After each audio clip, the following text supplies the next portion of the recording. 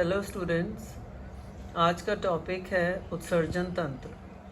Class 10 science है, ये जय प्रक्रम लेसन है। इसमें उत्सर्जन तंत्र का चित्र है।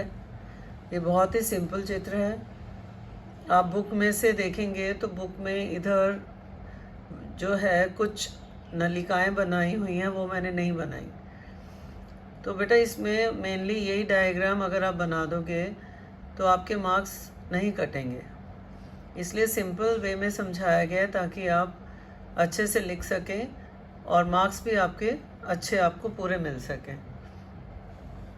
अब इसमें देखिए, ये उत्सर्जन का मतलब होता है बाहर निकलना, उत्सर्जित होना। तो हमारे मनुष्य के बारे में पढ़ रहे हैं सारा कि हमारे शरीर में जो वेस्ट मैटर है, जो वेस्ट पदार्थ हैं, वो कैसे बाहर निकलते हैं।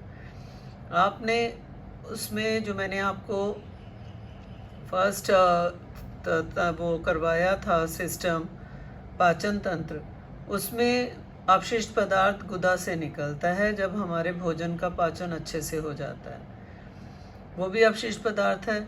और इसमें जो अपशिष्ट पदार्थ है, इसमें क्या है, शरीर के अंदर जो रुधिर है, खून है, खून में जितना भी वेस्ट मैटर हमारा होता है, जैसे कुछ यूरिया बन रहा होता है, प्रोटीन के डाइजेशन के बाद यूरिक अम्ल बन रहा होता है, कुछ अतिरिक्त लवण होते हैं हमारे बॉडी में जो हमें नहीं ज़रूरत होते, पानी होता है। तो इस तरीके से जो भी रुधिर में वेस्ट मैटर है, वो सारा का सारा वहाँ जो ऊपर इस तरफ धमनियाँ बनाई हुई हैं चित्र में, वो मैंने जो नहीं शो की, उसके थ्रू कहाँ आ जाता है, वृक्क में। ये 2 वृक्क होते हैं हमारे शरीर में, और इन वृक्क के अंदर छोटे छोटे होते हैं वृकाणु, जिसका बेटा मैंने अभी डायग्राम बनाया हुआ है, मैं आपको बाद में एक्सप्लेन करूँगी। तो जब रुधिर पूरा वृक्क में आ जाता है, वृक्क में फिर यहाँ से ये वृकाणु के अंदर आता है। वृकाणु बहुत सारे होते हैं वृक्क के अंदर, और इनका कार्य होता है रुधिर को छानना, रुधिर में से सारा वेस्ट मैटर निकालना। तो उसमें रुधिर का सारा जो वेस्ट मैटर है वो वृकाणु से छन कर ये मूत्रवाहिनी है, ये नलिकाएं हैं जिनको बोलते हैं मूत्रवाहिनी, इसमें से होता हुआ ये आ जाता है मूत्राशय में, और मूत्राशय से फिर यहाँ से बाहर निकल जाता है, जिसे बोलते हैं मूत्रमार्ग। तो यानी कि रुधिर में से जितना वेस्ट मैटर है, वो तरल पदार्थ जो होता है उसे मूत्र कहते हैं, यूरिन मूत्र कहते हैं, जो कि यहाँ से वृक्क का कार्य है उसको सारा छन के बाहर निकालना।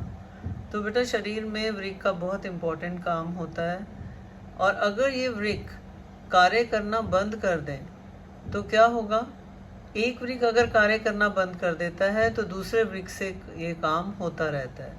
लेकिन अगर दोनों वृक्क कार्य करना बंद कर दें तो मानव शरीर में जो रुधिर है उसको फिर हम कैसे उसमें से वेस्ट मैटर निकाला जाता है, वो एक कृत्रिम रूप से निकाला जाता है, मशीनों द्वारा निकाला जाता है। पूरा रुधिर मशीनों में भेजा जाता है, जिसमें से वो छन के फिर वापस से हमारे शरीर में आता है। उसको बोलते हैं डायलिसिस, कृत्रिम अपोहन। वो फिर बॉडी के बाहर छनता है, क्योंकि अंदर तो वृक्क कार्य कर नहीं रहे। तो मनुष्य के शरीर से रुधिर बाहर जाता है, तो वो पूरा सिस्टम होता है जिसमें से छन के वो फिर वापस जो मेन रुधिर, जिसमें रुधिर के जो दूसरे तत्व हैं जो कि हमें वेस्ट नहीं है, वो रुधिर वापस से बॉडी में आ जाता है। तो बेटा यहाँ पर भी ऐसे ही है, वृक्क में रुधिर जाता है, छन के जो वेस्ट मैटर है वो बाहर निकल आता है, और फिर जो रुधिर का जो वेस्ट मैटर निकलने के बाद जो रुधिर रह जाता है वो फिर से पूरी बॉडी में पहुँच जाता है।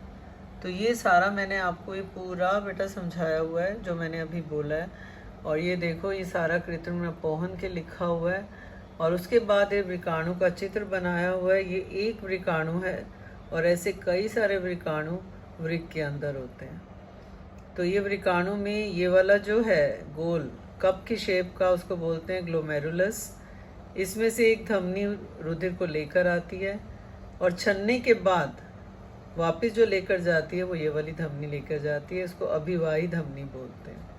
धमनी आपको अंदाज़ा है ना, धमनी मैंने कराया हुआ है हृदय वाले लेसन में, जो रुधिर सारे बॉडी में लेकर जाती हैं। अभी यहाँ पे धमनी ब्लड लेकर आई, उसके बाद इसके अंदर ये जो वेस्ट मैटर है वो सारा निकल रहा है, ये सारा वेस्ट मैटर निकल रहा है और मूत्रवाहिनी की तरफ जा रहा है। और उसके बाद वेस्ट मैटर निकलने के बाद ये जो है धमनी वापस से बॉडी में ले जाती है। तो बेटा ये डायग्राम बहुत ज़रूरी है, ये सारा मैटर जो मैंने लिखा हुआ है ये बहुत ज़रूरी है। अच्छे से इसको कर लेना, समझ लेना और कॉपी में नोट कर लेना। ठीक है, ओके।